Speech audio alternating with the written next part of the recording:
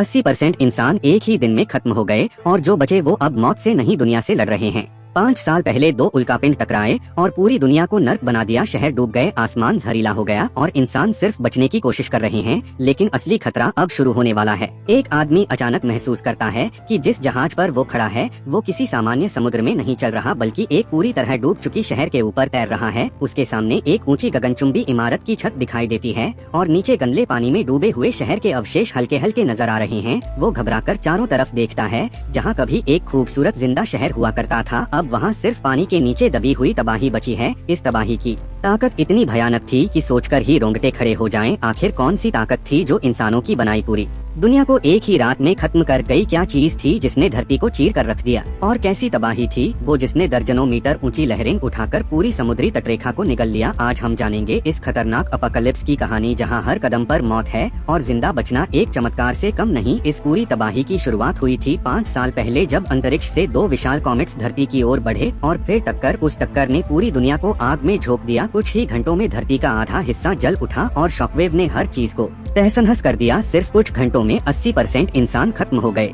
मानव सभ्यता लगभग खत्म हो चुकी थी। 5 साल बाद भी धरती इस तबाही से उबर नहीं पाई। अभी भी धूमकेतुओं के टुकड़े धरती के चारों ओर घूम रहे हैं, जैसे किसी टाइम बम की तरह, जो कभी भी गिर सकते हैं और फिर से तबाही ला सकते हैं। बचे हुए लोग नई जिंदगी शुरू करने की कोशिश करते हैं, लेकिन जल्द ही उन्हें समझ आता है ये दुनिया अब रहने लायक नहीं बची। हर जगह रेडिएशन फैला हुआ है, इतना खतरनाक कि एक इंसान सिर्फ 3 मिनट में मर सकता है। लेकिन एक अजीब अफवाह फैलती है कि कुछ जगहें अब भी सुरक्षित हैं, जहां पेड़ पौधे हरे भरे हैं, जैसे वहां कभी कोई तबाही हुई ही नहीं। कहानी आती है जॉन और उसके परिवार की, जो बाकी बचे लोगों के साथ एक अंडरग्राउंड बंकर में रह रहे हैं, जहां वो किसी तरह जिंदा हैं, लेकिन बाहर की हालत हर दिन और खराब हो रही है। भूकंप, ज्वालामुखी, सब कुछ बढ़ता जा रहा है और बंकर भी कभी भी टूट सकता है। सबको पता है यहाँ ज्यादा दिन जिंदा रहना मुमकिन नहीं, उन्हें बाहर निकलना ही होगा। एक दिन जॉन भारी सूट पहनकर बाहर निकलता है। चारों तरफ सिर्फ बंजर जमीन, लेकिन तभी उसे समुद्र दिखाई देता है और उससे भी ज्यादा हैरानी की बात, कुछ लाइफ बोट्स किनारे पड़ी हुई हैं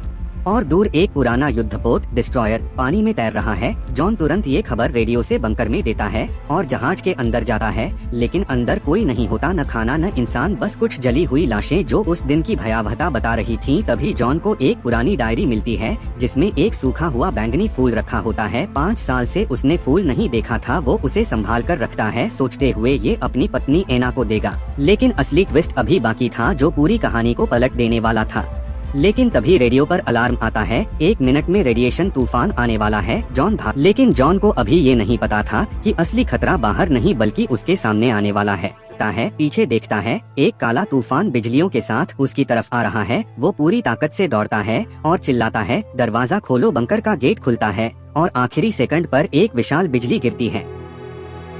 जॉन कूदकर अंदर आता है और गेट बंद हो जाता है। वो बच जाता है, सूट उतारकर जमीन पर गिर जाता है और सांस लेता है। फिर वो फूल अपनी पत्नी को देता है। एना की आंखें चमक उठती हैं, लेकिन उनका बेटा कहता है, मैं भी बाहर जाना चाहता हूँ। जॉन गुस्से में मना कर देता है। उधर बंकर में मीटिंग चल रही होती है, तभी अचानक सारे स्क्रीन बंद हो जाते हैं और जोरदार झटका, ये भूकंप नहीं था, धरती फट रही थी। बंकर के सामने एक विशाल दरार बन जाती है, अफरा तफरी मच जाती है, लोग चिल्लाने लगते हैं। जॉन तुरंत परिवार को लेकर भागता है, लेकिन बाहर जाने का रास्ता भीड़ से बंद हो चुका होता है और अब उनके सामने सिर्फ एक ही सवाल था, क्या वो इस नरक से बाहर निकल पाएंगे या फिर यहीं दफन हो जाएंगे? लेकिन ये तो सिर्फ शुरुआत थी। अब जो कहानी आप देखने वाले हो वो इससे भी ज्यादा खतरनाक है। ये कहानी है एक परिवार की जो अटलांटिक महासागर में एक खूबसूरत सफर पर निकला था, लेकिन उन्हें नहीं पता था कि ये ट्रिप उनकी जिंदगी का आखिरी सफर बन सकता है। उन्हें लगा ये बस एक आम फैमिली ट्रिप है। अटलांटिक महासागर के बीचों बीच एक शांत सफर। पिता रूबेन अपनी 2 बेटियों और बड़ी बेटी के बॉयफ्रेंड जेवियर के साथ मैरी ओशा नाम की एक सेलिंग बोट पर सफर कर रहे थे, लेकिन उन्हें बिल्कुल अंदाजा नहीं था कि वो पहले से ही एक प्राचीन समुद्री दानव के निशाने पर हैं। पानी के नीचे एक विशाल छाया तेज धार की तरह पानी को चीरती हुई उनकी तरफ बढ़ रही थी और फिर एक जोरदार टक्कर, पूरी नाव पलट गई और पूरा परिवार बर्फ जैसे ठंडे समुद्र में जा गिरा। चारों तरफ अफरा तफरी, चीखें, पानी, मौत का डर। इसी बीच जेवियर नाव के अंदर फंस गया और बाहर वो विशाल दानव उसका इंतजार कर रहा था। तभी जब सबकी मौत तय लग रही थी, एक रहस्यमय जहाज को उनका SOS सिग्नल मिल गया। उस जहाज का कप्तान था एक रिटायर्ड स्पेशल फोर्स सैनिक डंकन और उसके साथ थी टीम लीडर जोरा, एक बेहद खतरनाक और निडर महिला। लेकिन इस रेस्क्यू मिशन ने टीम के अंदर ही लड़ाई छेड़ दी, क्योंकि टीम में एक आदमी था, क्रेप्स, जो सिर्फ पैसे और मिशन की परवाह करता था। उसका मानना था कुछ आम लोगों को बचाना समय की बर्बादी है,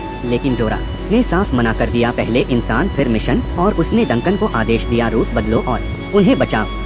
काफी खतरे के बाद आखिरकार रुबेन का परिवार बचा लिया गया, लेकिन असली डर अब शुरू हुआ क्योंकि ये कोई आम जहाज नहीं था। ये टीम एक सीक्रेट मिशन पर थी, एक प्रतिबंधित द्वीप फोरबिडन आइलैंड की ओर, जहां उन्हें दुनिया के सबसे बड़े जीवित डायनासोर से डीएनए सैंपल लेना था ताकि एक ऐसी दवा बनाई जा सके जो दिल की बीमारी को हमेशा के लिए खत्म कर दे। और जो दानव उन पर हमला कर चुका था वो था समुद्र का राजा मोसासोरस मोजेसोरस। लेकिन असली खतरा अभी बाकी था। रेडार पर अचानक कई अजीब सिग्नल दिखने लगे। डॉक्टर लूमिस ने बताया वो एक झुंड है स्पाइनोसॉरस का, लेकिन उन्हें नहीं पता था कि जिस चीज से वो भाग रहे हैं वो अकेली नहीं है। उन्हें लगा अब वो सुरक्षित हैं, लेकिन उन्हें नहीं पता था कि जिस जहाज पर वो चढ़े हैं वो उनसे भी ज्यादा खतरनाक है।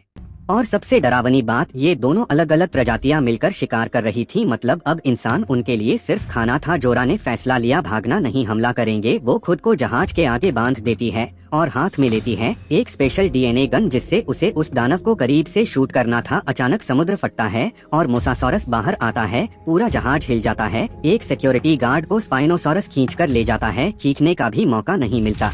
आखिरी सेकंड पर जोरा निशाना लगाती है और हिट। पहला डीएनए सैंपल मिल जाता है, लेकिन जहाज बुरी तरह टूट चुका था। डंकन उसे एक चट्टानी इलाके की तरफ मोड़ता है ताकि वो पानी के नीचे छिप सकें। इसी बीच इंसान का असली चेहरा सामने आता है। क्रेप्स रुबेन की बेटी को एसओएस भेजने से रोक देता है क्योंकि वो नहीं चाहता कि कोई और उनके मिशन के बारे में जाने, यहाँ तक कि वो उसे मरने के लिए छोड़ देता है। आखिरकार जहाज टूट जाता है और सभी लोग एक रहस्यमयी द्वीप पर पहुँच जाते हैं। डॉक्टर लूमिस बताते हैं ये जगह एक जीन एक्सपेरिमेंट लैब है जहाँ असफल और खतरनाक जीवों को छोड़ दिया गया है। मतलब यहाँ सिर्फ डायनासोर नहीं बल्कि म्यूटेंट मॉन्स्टर्स भी हैं।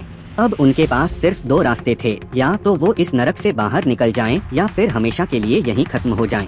अब उनका प्लान है कल शाम तक हेलीकॉप्टर आएगा, लेकिन उससे पहले बाकी 2 डीएनए सैंपल लाने होंगे। अब शुरू होता है जंगल में मौत का सफर। वो पहुँचते हैं एक घाटी में जहाँ एक विशाल टाइटन डायनासोर दूसरे दानव से लड़ रहा होता है।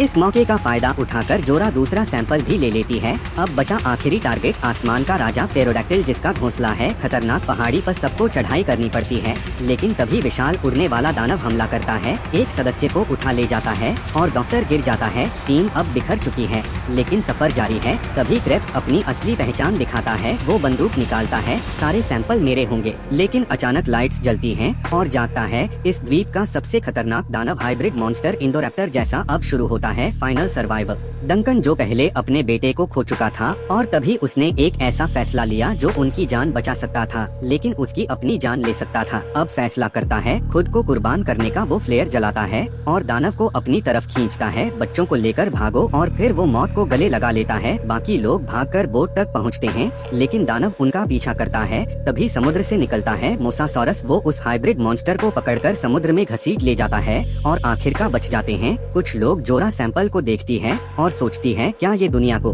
बचाएगा या खत्म कर देगा। कभी कभी इंसान को बचाने के लिए इंसान को ही खतरा बनना पड़ता है। और इस बार सवाल ये नहीं था कि कौन बचेगा, सवाल ये था इंसान ज्यादा खतरनाक है या वो दानव। एक तरफ दुनिया खत्म हो रही थी और दूसरी तरफ इंसान खुद ही इंसान का दुश्मन बन गया। कमेंट करके जरूर बताना आप होते तो क्या करते, सर्वाइव या सैक्रिफाइस।